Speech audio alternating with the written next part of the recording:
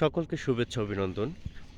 ঈদের পরেও চতুর্থ দিন মাঠের মধ্যে প্রবেশ করে দেখলাম একটা চকচকে পরিষ্কার পরিচ্ছন্ন একটি মাঠ। অথচ সন্ধ্যা হলেই দেখা যায় মাঠটি কি অপরিচ্ছন্ন। জনগণ এতটাই অপরিচ্ছন্ন হয়ে পড়েছে যে মাঠটাকে তারা অপরিচ্ছন্ন করতে দ্বিতীয়বার দ্বিধা করে না। আর এই পরিচ্ছন্নতা কর্মীরা আপ্রাণ চেষ্টা করে এত বড় একটি মাঠ প্রতিনিয়ত প্রতিদিন তারা পরিষ্কার পরিচ্ছন্ন করছে।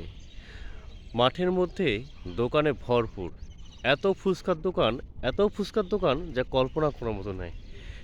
এত ফুচকা ব্যবসায়ী নীলফামারীতে যা আমরা কখনো আগে চিন্তাও করিনি। মাঠে এসে দেখতে পাচ্ছি আমজারে পাঞ্জারে কোনায় কাছিতে সব ফুচকার দোকান দিয়ে ভরা। কিন্তু এই ঈদ শেষে দেখা যাবে পুরো নীলফামারীতে হাতে গোনা কয়েকটা ফুচকার দোকানদার। চারিদিকে শুধুমাত্র মাঠ দখল করে ফুচকা এবং হকারদের ব্যবসায় লিপ্ত। এই মাঠটিতে যে শান্তি করে একটু ঘুরে বেড়াবে বসবে সে উপায়টুকু নেই। সকল নীলফামারী মানুষের কাছে একটাই আবেদন যে মাঠে আসুন, মাঠে প্রবেশ করুন, বিনোদনের অংশ হিসেবে নিন, কিন্তু মাঠটাকে অপরিষ্কার করিয়েন না।